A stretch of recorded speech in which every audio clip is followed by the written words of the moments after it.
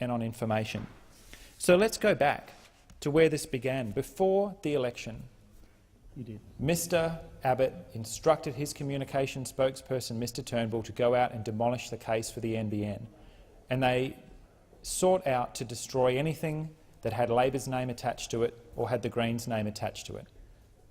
The carbon price, CEFC, the Renewable Energy Agency, the Minerals Resource Rent Tax and the NBN. Anything at all that reminded Mr Abbott of the 6 years of achievement under the former government was to be destroyed. Demolished was the term that was chosen. And so they came out as one of the bizarrest press conferences that I think I've ever seen, with this project or this proposal for a cobbled-together, half-baked national broadband network that was going to cost $29.5 billion.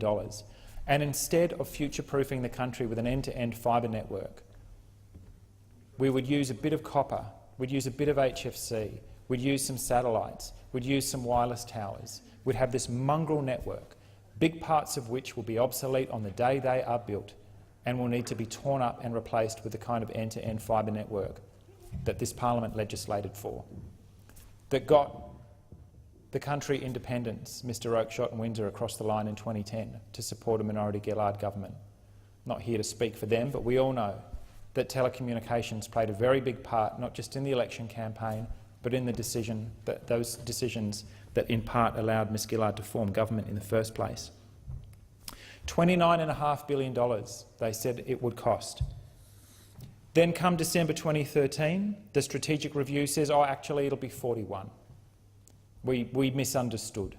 Our election promise wasn't worth the paper it was printed on. It's going to be $41 billion. And yet August 2015's corporate plan for 2016 says we're up to $56 billion. How on earth did we get here?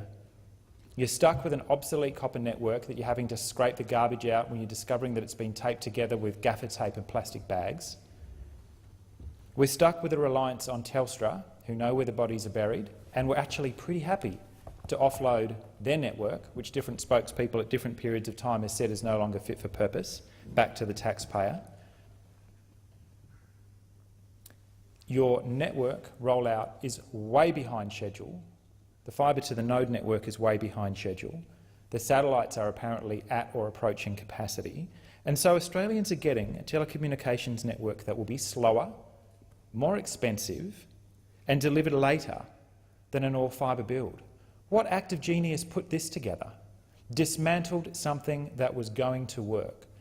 And we all recognise we had plenty of run-ins in this place about delays and about cost overruns. I think the cost overruns arguments were overblown and they weren't being reflected in the volume rollout data that Mr Quigley was putting to Senate committees.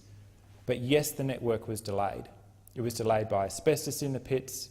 It was delayed by a subcontracting pyramid that was 6 layers deep in some places. And it was delayed by the inherent complexity in doing something as complex as this, as decommissioning a network that is decades old in some parts of the country, not particularly well maintained, and replacing it with an entirely new technology. Yes, it was running behind schedule. But instead of coming in and cleaning out the mess of subcontracting arrangements that had been put in place and throwing strong parliamentary oversight over the build, the coalition demolished it. And now we are left with the mess that we're in today, that the Senate has to come forward with an amendment in this slightly unorthodox manner to ask for basic information so that the debate can proceed at very least on the basis of data, and then we can have our disagreements about how they're performing. Personally, I think Mr Morrow is playing the best hand he can with a pretty rotten set of cards, and others may well disagree with that. I think he's doing the best he can with the cards that he's been dealt, but he has been set up to fail. NBN Co has been set up to fail.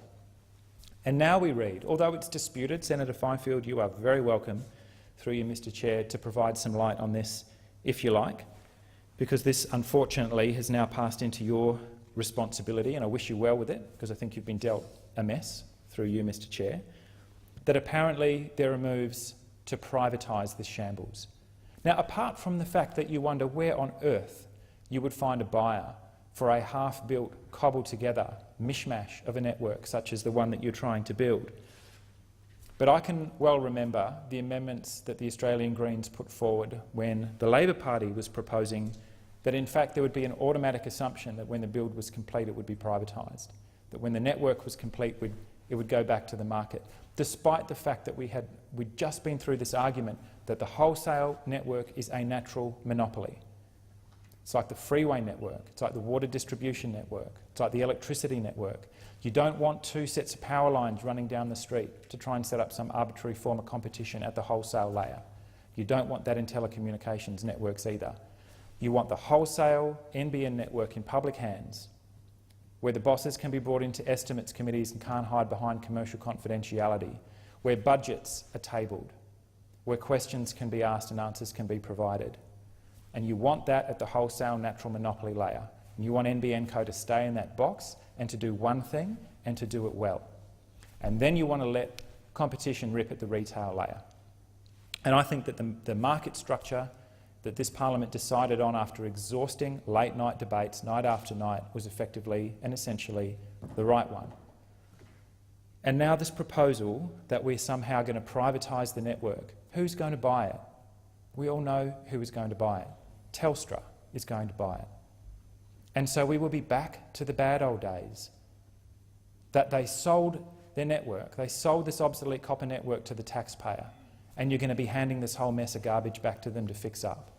Now, it may be that there are no intentions to privatise the network, and I'll just remind senators who maybe are a little bit less familiar with what's in the Act that we removed Labor Party's automatic assumption of privatisation. That's no longer there. So it would be up to the government of the day to not initiate a sale if they chose. That was our first amendment. Our second amendment's related to the fact that the Productivity Commission and a parliamentary committee would be stood up to assess whether privatisation is in the public interest. At least we would take evidence as to whether that was the case or not. Now, I'm making the case this afternoon that it would strongly not be in the public interest to privatise the network, but we would let the evidence speak for itself. And the third safeguard that we placed in the bill was that any proposed sale would be subject to a vote in this parliament, as informed by the PC, as informed by a parliamentary inquiry. What kind of network is it that this government even proposes to sell? It's a huge loss-making entity at the moment because it's barely even a quarter built, because the rollout is a shambles. And again, it is no disrespect to the people who have been dealt these cards to Mr Morrow and his team. I genuinely wish them well. But they have been set up to fail. So the least that we can do is not to make it worse.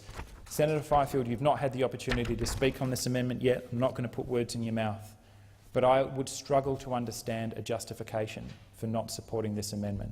At the very least, as we have our debates about what kind of telecommunications network is fit for purpose.